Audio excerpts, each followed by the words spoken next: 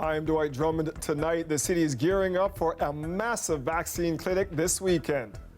At a minimum, we know that we'll be administering 25,000, so that's spectacular. The Scotiabank Arena Clinic is the biggest push so far to get needles into arms. It comes as Ottawa provides new guidance for those who are fully vaccinated. Plus, a Winnipeg truck driver is sentenced for causing a crash that killed a GTA family. And are you going to cheer for the Habs in the final? God, no. No. Hard no. Leaf fans have to watch with envy as Montreal plays for the Cup. First tonight, Toronto has hit another vaccine milestone. 35% of us have received 2 doses, and today we're getting an idea of just how life-changing that can be. Canada's Public Health Agency released guidance on what people can and can't do safely depending on their vaccination status. Philip Lishanuk has the details. 20-year-old university student Taylor Watson is relieved to be getting her second shot at a clinic in downtown Toronto. I live with my grandparents, so I was scared that, she's a high-risk person. I didn't want to get her sick. A student at the University of Alabama, she was hoping for some clear guidelines on what she can and cannot do safely now that she's been fully vaccinated. Months ago, the U.S. Centers for Disease Control released a list of activities that can be done safely indoors without masks once people have 2 doses. We should be able to have the same things as them. I think it'd be very beneficial to know what we could do. If you're fully vaccinated, there's a lot that you can do now with a lowered risk. Today, the Public Health Agency of Canada released some good news for those who've been vaccinated against COVID-19. But Chief Public Health Officer Dr. Teresa Tam says it's not definitive guidance, but rather a risk assessment tool. You can now consider getting close to people without wearing a mask, taking into account who you're meeting and the setting. The tool outlines indoor and outdoor scenarios where physical distancing and masks are not required, but there are many variables, and people must still follow local public health restrictions. Dr. Anna Banerjee is an infectious diseases specialist at the University of Toronto. She says with more than 75% of Canadians with 1 dose and 27% fully vaccinated, people are clamoring to know what activities are safe to do. If people don't have guidelines, people will develop their own strategies or do whatever they want. I think that having guidelines are really important. And it could be as simple as, what the CDC has. Dr. Howard New, Canada's Deputy Chief Public Health Officer, says he's heard the call for something definitive. For example, the CDC guidance, it makes it seem straightforward. Yes, I have my 2 vaccines, I can do whatever I want. And we're saying no, it's much more nuanced than that. And you can see by the tools that there's also a level of what I would call your personal sort of a risk assessment and risk tolerance. New adds that even where vaccination rates are high, the UK and Israel, a rise in Delta variant cases has meant reopening plans have been delayed. So people need to act in a way that protects those who can't be vaccinated until community spread is under control. Philip Lishanuk, CBC News, Toronto. And you can check out the new guidance for yourself, what is and isn't recommended if you are partially vaccinated or fully vaccinated. Head to cbcnews.ca. The city hopes to set a record for needles in arms at Scotiabank Arena on Sunday. The vaccine push comes as more people are about to become eligible for their second dose. Loretta Redicop now with the details. At this pop-up clinic in the Weston neighborhood, many here are looking to speed up that second dose. I'm still a teenager, I'm 16 years old, I want to see my friends, I want to hang out with people, so I feel like getting the second vaccine definitely gives me a bit more freedom this summer. They have to wait in line, but for some, it's easier than trying to book an appointment. It's impossible to get an online appointment. I tried many days. Here's what the provincial site looks like for some Toronto locations. They show up, but then with 0 doses available, whatever month you choose. Earlier today, it was the same for Sunday's one-day clinic at Scotiabank Arena. They're hoping to break a North American record for most doses in 1 day. It's got to be fun. It's serious, it's important, it's a clinic, and it's got to be safe first and foremost, but we're going to make it fun as well. The mayor has helped push people to sign up. There will be giveaways, including for Leafs and Raptors tickets. The team mascots will be there, along with a DJ. We are in the events business. We haven't been for the past 16 months, of course, for the most part, but our whole organization is thrilled to be back putting on an event. On Sunday, this part of Bremner Boulevard will be closed to traffic. For people coming in to get your vaccine dose, you'll walk into these doors right here, and then you'll head down to the arena floor where the Leafs and Raptors normally play. For the 15-minute wait afterwards, you'll do that in the stands. And if you're looking for a spot, well, all 25,000 are already taken. It'll be Pfizer shots for 12 to 17-year-olds, Moderna doses for adults. The head of vaccine strategy for Michael Garron Hospital says the location could help counter any Moderna hesitancy. Just an added bonus. I couldn't think of a greater place to have a vaccine clinic for a celebratory moment of Toronto. As for those online booking issues, the province says the website is working for many people, with more than 200,000 appointments booked Wednesday in Delta hotspots. It says local public health units add appointments as supply becomes available. Come Monday, it'll be another rush to book a faster second dose. Eligibility will open up to everyone 18 and up in the province. Lorenda Redicop, CBC News, Toronto. A warning, some viewers may find the details of this next story disturbing. A teenager has been found guilty of sexually assaulting another student at St. Michael's College. 4 other students had previously pleaded guilty in the 2018 attack at the private boys' school. Nellie Collada has the story. Sexual assault of a student at this Catholic private Toronto boys' school sparked outrage throughout the city. Today, the final teenage boy accused in the case was found guilty of assault, gang sexual assault, and assault with a weapon. The accused cannot be identified under the Youth Criminal Justice Act. The incident dates back to 2018, when a student was sexually assaulted in the locker room after a football game. The attack was videotaped and circulated online. The accused said he was pushed into the middle of a circle and repeatedly told to hold the victim down. He said he did, while 2 others assaulted the victim with a broom. The teen said he felt he had to participate in order to avoid being targeted himself. The video, which was played in court during the trial, showed students yelling and laughing as the victim was sexually assaulted. Today, in her written verdict, Justice M.B. Pawagi rejected the defense's claim that the teen acted under duress, writing, "I do not accept the defendant's evidence that he believed he faced an implicit threat of bodily harm." In 2019, 4 other students at the school pleaded guilty and were sentenced to 2 years probation. A sentencing hearing for the teen found guilty today is scheduled for August 10th. Natalie Collada, CBC News, Toronto. The Crown has finished presenting its case at the trial of the former Toronto teacher charged with criminal negligence in the drowning death of a student. The trial of Nicholas Mills has heard from some of the teens who were on the wilderness trip with the teacher and student Jeremiah Perry when the teen drowned in July 2017 in Algonquin Park. Perry was last seen walking into the lake without a life jacket on. OPP divers found his body the next day. Perry was among 15 students on the trip who had failed a required swim test days before. The Crown argued Mills was aware many students, including Perry, didn't pass because they wore life jackets during the test. The defense lawyer has argued Mills may not have been compliant, but that didn't make the trip unsafe. Mills is expected to testify in his own defense on Monday. 1 person was killed in a crash this morning on the 401 in Pickering. The OPP say it happened around 7:30 a.m. in the eastbound express lanes near Whites Road. One of the vehicles had stalled and was slowly moving toward the right lane when it was rear-ended by another driver. An air ambulance was called in to transport that person to a trauma center, but the driver was pronounced dead at the scene. 3 generations of the Vokshi family were killed in a car crash exactly 5 years ago this week. A grandmother, mother, and her 5-year-old daughter. A 27-year-old Seneca student, Maria Lipska, also died in the wreck driving her vehicle. Well, today, some closure for these families. The truck driver who caused the multi-vehicle pileup was sentenced today. Alicia San now with the details. The trial heard that 40-year-old truck driver Sarjit Matharu took the long-haul job on just 2 hours of sleep because he needed the money after a slow month. It was a shipment of meat in Winnipeg that needed to be at Maple Leaf Foods in North York ASAP.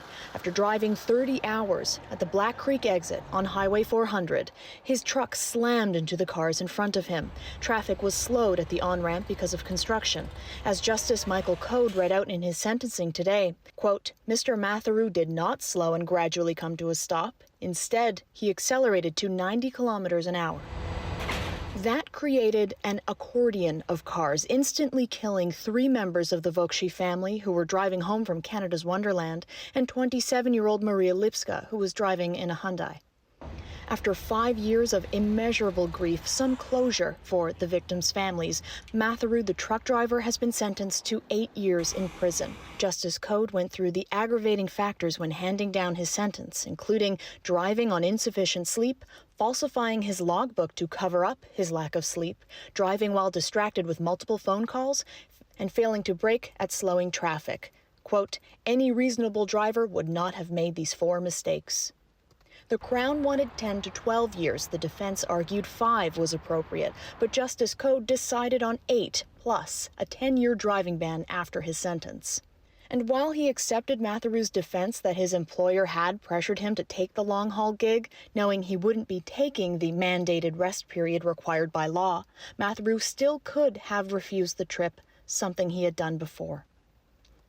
Before clearing the courtroom, Justice Code addressed Matharu directly to advise him that he'll likely face deportation if and when he gets out on parole. So, taking language courses and getting a job in prison is in his best interest. And these parting words, quote, stop trying to blame your employer, take responsibility for yourself, and improve yourself. Ali Chiasson, CBC News, Toronto.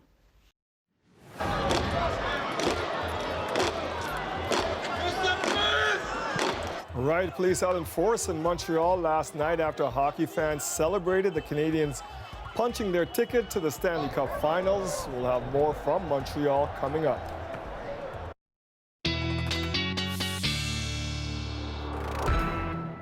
Do we really need to talk about the Habs going to the Cup? I know. Let's just talk about the weather caller. All right, let's go to that, shall we? And I'm going to start with temperatures, although I know that's not exactly what most folks are thinking about or want to know about for the weekend. Don't worry, we're getting to the rain. That is coming. But just let me show you our current readings here. Even though, yeah, they're in the low 20s, the rain as it came in kind of pushed those down, we are actually seeing that humidity a little more extreme. So Humidex value near 30 for us. Also, a special weather statement. Now, this is regarding that rain for southwestern Ontario. In these areas, 40 to 60 millimeters of rain possible, especially with some of the thunderstorm activity. Then locally, you can get some heavier amounts, and so that can add up pretty quickly there. Through to Saturday, it doesn't mean the rain ends Saturday, but that's really what the special weather statement covers in terms of the timeline here for these regions.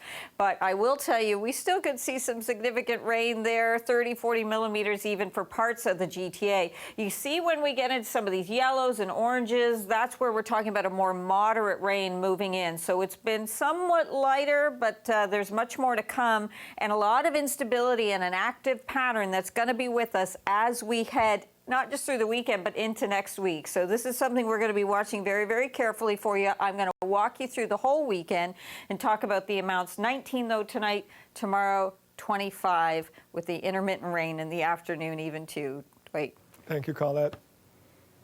The weather is brought to you by Trane, the most reliable heating and cooling brand. We test, so it runs.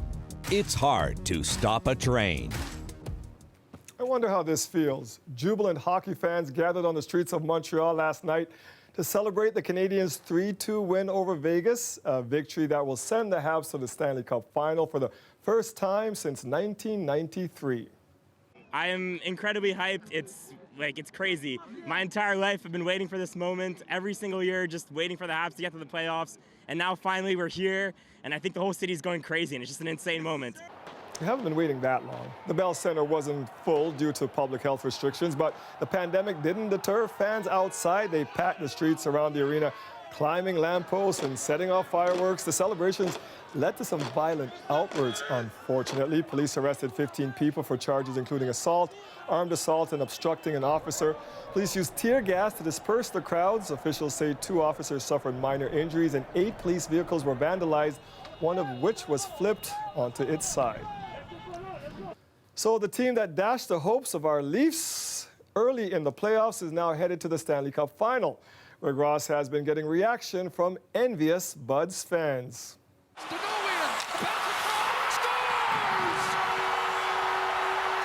After seeing this last night, Leafs fan Brian Solomonian was feeling a little down in the dumps today. So the fact that Montreal actually has gone all the way to the Stanley Cup final is just more salt in the wound. Oh, it's totally salt in the wound. It's iodine. It's, you know, you're pouring poison on our wounds here. Come on. This fan says it should be his Leafs going to the final, not the rival Habs. We gave it to them, let's put it that way.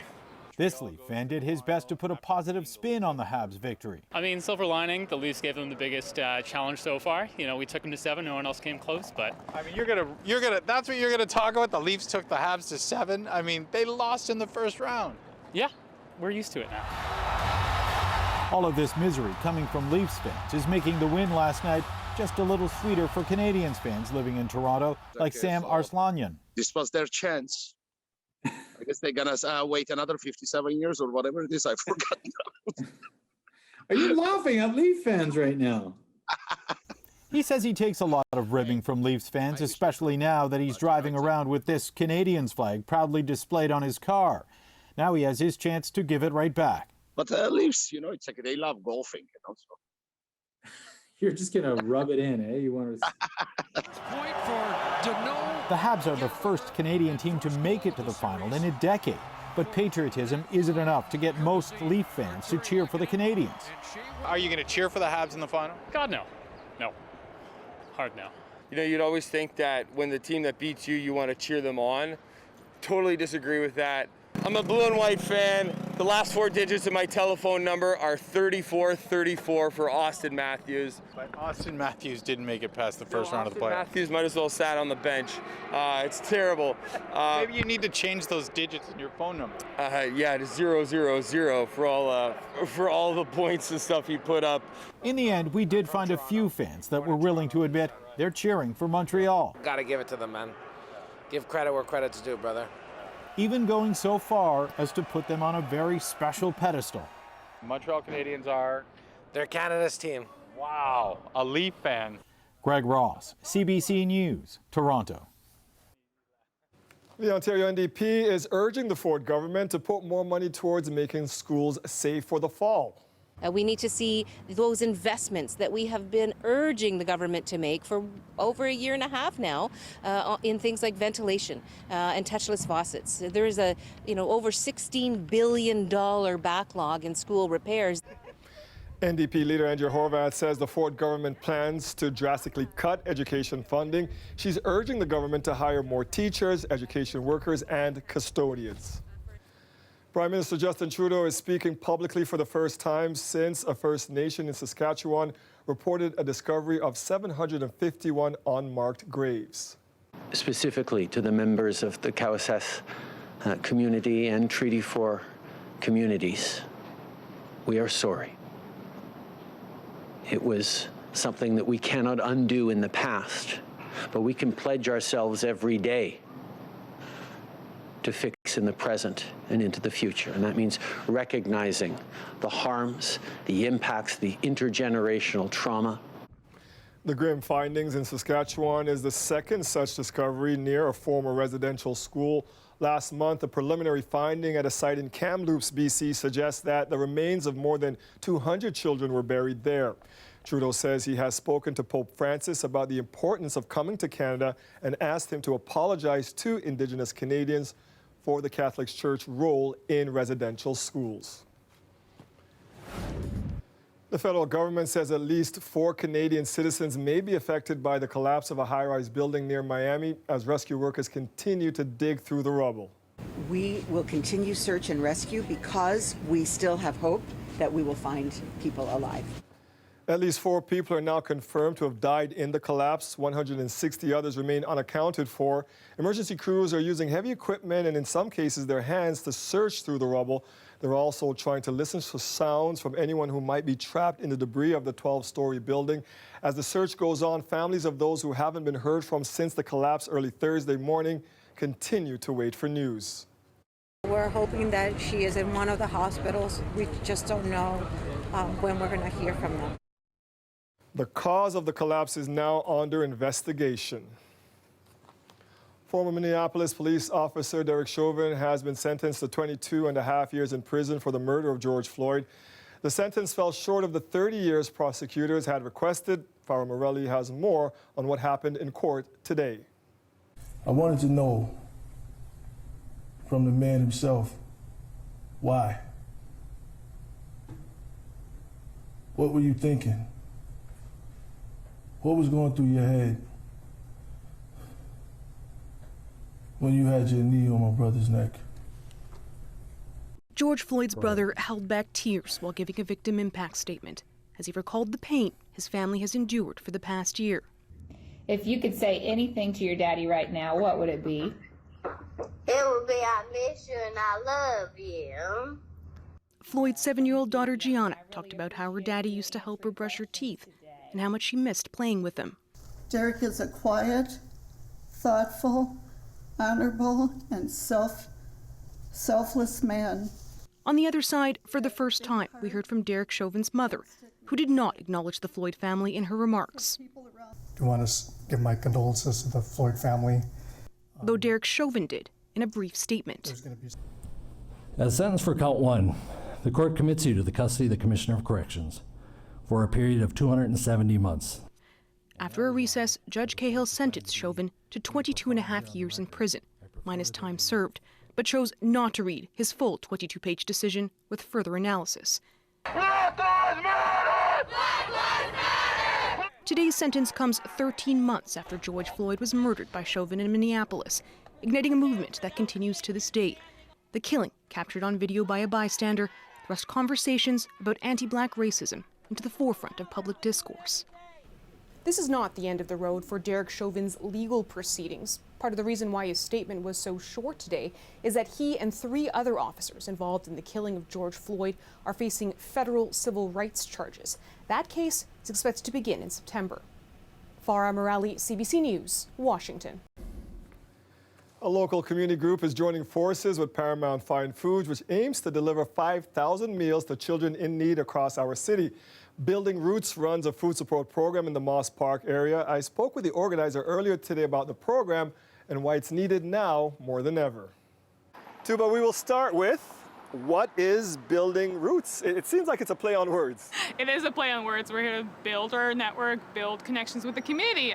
Building Roots is a nonprofit grassroots organization in Toronto. We envision vibrant and resilient neighborhoods. We focus on building community, building social cohesion, and just connecting the community. And what are some of the communities that you serve? Yeah, we started off working in Moss Park. We started off working when the community identified a need for food.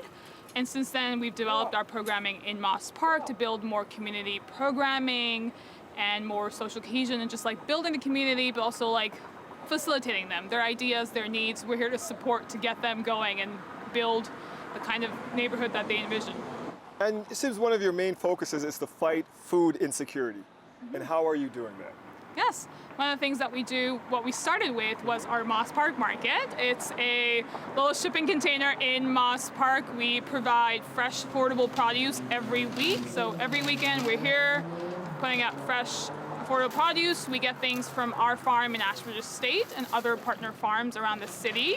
So it's a big part about making farm fresh produce accessible to everyone and just bringing freshness to the neighborhood, yeah. During the pandemic, how difficult has it been? Have you seen an uptick in need, especially among children? We've seen a lot increase in need. A lot of folks have had their life situations change, their job situations, but also with children specifically, a lot of them have been staying at home. They aren't able to go to school, so they aren't able to access their school nutrition programs. Yeah, breakfast programs, lunch programs, etc. Yeah. Mm-hmm. There's a special program coming up where you're trying to deal with that specifically, and this is a pretty big goal here. 5,000 meals to children. That's your target. Yeah. How are we going to do that, and who's helping you? It's a great partnership between Paramount, Community Nutrition, Building Roots, and a dozen or so partners around the city, more grassroots and local organizations. The idea came where they identified this need in school nutrition programs and children being at home, lack of access to those programs, but also lack of socialization. Paramount put out the goal through their Dare to Care program for 5,000 meals to go out through the community this summer. So we've been doing that. We've been working and reaching out to local community partners around the city who have connections with the community, directly working with these families. They know who needs what, and they know how to get the food out to them, and that's what we've been doing. What kind of difference, Tuba, does a donation like this make? It makes a big difference. Dare to Care's goal is to provide learning and development and nutrition, so this is a big part of that. We find that food is just the start of it. If you're healthy, you're filled stomach, you're going to do so much more. You're going to have the time and the energy to focus on learning and development things, and that's a really big thing for young children. Yeah, and we've seen the studies. It's harder for hungry kids to learn. That's just a fact. If others want to help, how do they help this program and this initiative? You can support Building Roots. We have more information on our programs and how to support on our website, buildingroots.ca. You can also support our partners, Community Nutrition and Paramount, through their social channels. And if you're on the other side, if you're a family that you're hearing about this program and said, hey, I could really use something like that, how do they find you? Yeah, we're here in Moss Park, right off Queen and Sherbourne. We're here every weekend. You just show up. It's open to everyone. We always have lots of food. We never run out. Rain or shine, we're always here to provide, so come by.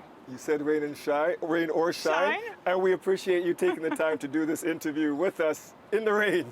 Appreciate it. You're doing great work. Thank you for your time, Thank Tuba. you so much for coming out to us.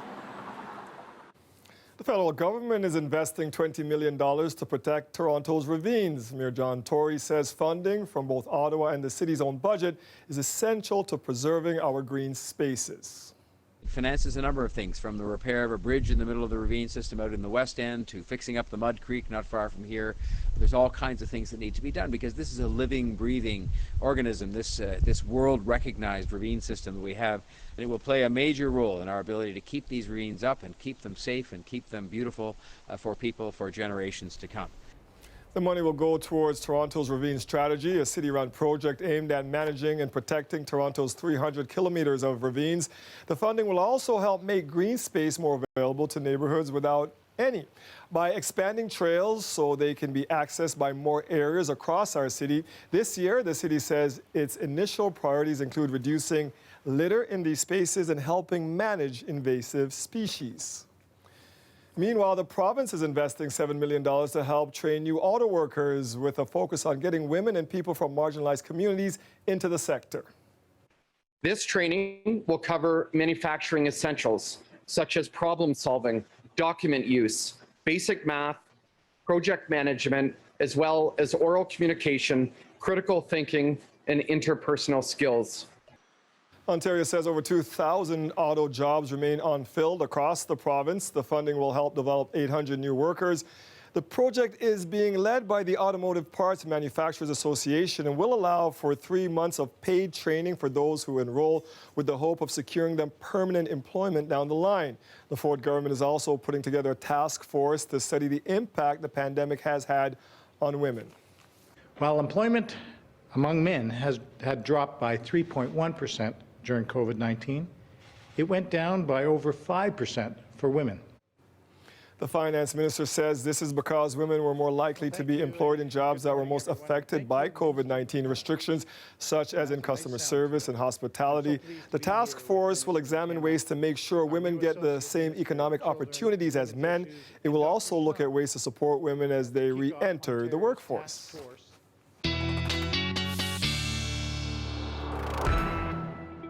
So no watering the grass this weekend, Colin. Yeah, that's right, Dwight. You know, we go from these very dry conditions to a situation where, because we're going to be in this active pattern for a while, we may begin to see some issues with some flooding. So that is something we'll contend with as it comes, but just be aware of that. Now, there is a special weather statement for southwestern Ontario, and that's where the amounts may be 40 or even 60, exceeding 60 millimeters of rainfall, working its way through tonight into tomorrow tomorrow. Some really heavy amounts just south of the border. So if it slides just a little further north, they could even be seeing amounts greater than that. But I'll tell you that we're going to see some significant rain in parts of the GTA, or at least towards northern sections, especially because we're going to see more of the system kind of working and staying through that area. Not to say we're not going to see it along the shores of Lake Ontario as well. So your current radar, and as I was pointing out earlier, you get into these yellows, oranges, even a little bit of red in there. That's a more moderate to a heavier rain. If we look closer, we had about that move through. Now we're into some of the lighter stuff through the city and around towards Hamilton, through the Niagara region, but there's more that's going to be coming through. The temperatures were brought down as the rain came in, not the humidity. A lot of moisture in the air to work with here. So 20 degrees, our current reading. It feels like about almost 30, about 29 with that humidex. So we walk you through what's going to happen as we go through the overnight. At times some heavier amounts, some embedded thunderstorms, so locally you could really be seeing that. Tomorrow morning, still rain working its way through.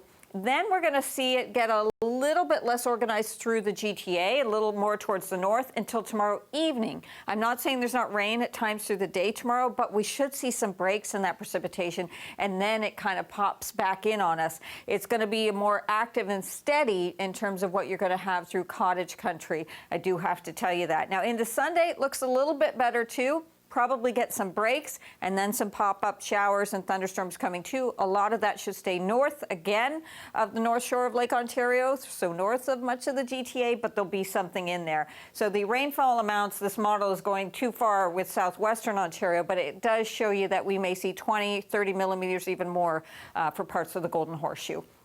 A look at what's happening with your temperatures. How about 25 tomorrow? And then how about heat and humidity? You're going to be feeling that on Sunday, but it is likely the better of the 2 days of the weekend in terms of trying to figure out how to do things outdoors. And then that heat and instability sticks with us there, Dwight. But it is good for the lawns, the gardens, many things where we do need this rain.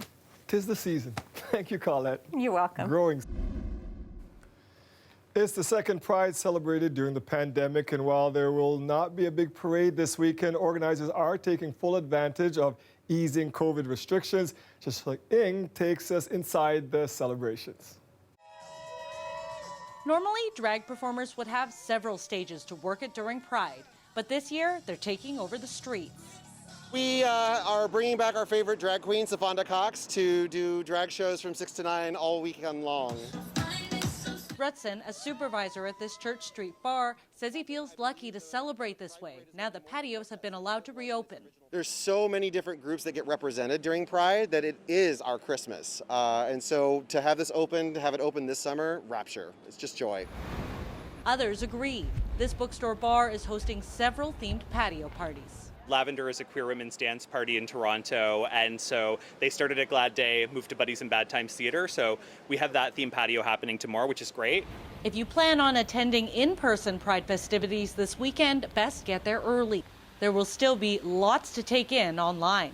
The organizers of Pride Toronto say millions of people tuned into their stream festivities last year. This year, plans are bigger, with over 200 performers involved in 70 events, all trying to capture the spirit of different eras of Pride. This year being our 40th anniversary, we wanted to make sure that we captured all of the time frame within the last 40 years. With DJs, 80s and decade-themed performances. And while things aren't totally back to normal yet, enthusiasm is as high as ever. I think it asks a little bit more effort out of every individual to make sure that it's recognized. So that's been the difference for me. I think for me, it's coming down and seeing that no matter what, the spirit of Pride is here. Which is good, because those in the LGBTQS+ community say we have a long way to go to make everyone feel included. Homophobia, transphobia, and biphobia still continues in our community. People seek us out, and so that's, I think, the most important thing, like actually having the physical space of the village again, is that people are able to gather here. Events continue throughout this weekend, culminating in Sunday's virtual Pride Parade. Jessica Ing, CBC News, Toronto. A Canadian drag queen has made it to the cover of Elle magazine, but that's just the latest recognition for the 30-year-old. And as Deanna Sumanak-Johnson reports, some see the latest milestone as representation on more than one front. If you watched Canada's Drag Race, you know her name. What's my name? Priyanka now appearing on the cover of Elle Canada, more people are about to know her face. Like, that's me. Priyanka, the alias of one-time YTV host Mark Suki Suknanan, is on the cover of a national fashion magazine in Canada, one of the first in the world. I have a photo of my niece, and she's holding the cover for the first time, and it's beautiful because, like, to her, in her life, in her world, like, it's not a big deal that she has this uncle who's gay, who's also the winner of Canada's Drag Race, who also used to be on Kids TV. Like, that's normal? The worlds of high fashion and drag performance have long been connected. But drag's mainstream popularity is a recent phenomenon. Good luck! A lot of it has to do with the reality competition, RuPaul's Drag Race. All I need is a crown. Which puts drag queens front and center and draws huge audiences in the US and through its franchises around the world. I'm going to show the dolls how to do it. Priyanka. The Canadian edition first aired during some of the darkest days of the COVID crisis last year. I feel like the pandemic made us really yearn for that kind of joyful entertainment. Elle editor-in-chief Joanie Pietracupa put drag queens on the covers of both magazines she runs. Another Canada's Drag Race contestant, Rita Bega, is on the cover of Elle Quebec summer issue. We really want to have all voices heard, all faces seen. And Priyanka is a drag queen, of course, and she's a woman of color. So we found that this was a really important thing for us. Priyanka brought her South Asian culture background to the Drag Race runway, important also to many in the South Asian and the LGBTQ community. It brought me a sense of home, a sense of being at home, a strong sense of self, and I got to celebrate that through Queen Priyanka, and so you can never forget moments like that. Step aside, bow down for the queen now. And Priyanka promises to bring a lot more of those moments with a new music video out and a pop album and tour in the works. Deanna Sumanak-Johnson, CBC News, Toronto. And our parade would have been rained on this year, no? Yes, yeah, that's how it's looking. You know, we are seeing obviously rain that we need moving through, so that's kind of the benefit here, or the positive in terms of what to look at, even though it is happening on our weekend. Actually, I will say that Sunday will be the better of the 2 days.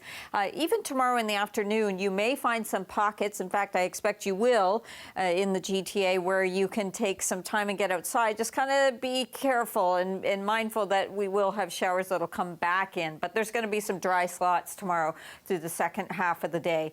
Not dry at the moment. In fact, really juicy. The atmosphere, lots of moisture here to work with. And as we see these ladder frames on the radar there, yellows and oranges, that's back towards southwestern Ontario, the areas where we do have a special weather statement. So 50, 60 millimeters of rain. But a lot of this is moving east-northeast, so especially into cottage country, but lighter stuff at the moment through the GTA. There's going to be more to come on through the whole Golden Horseshoe. We'll be seeing this. Tonight, 19 embedded thunderstorms means at times heavier rainfall. 25 tomorrow. It's still going to be quite humid. And then Sunday, we will likely see some pop-ups, but a lot of this will push north of the city, so it's not going to be a rain out the whole day, certainly, Dwight.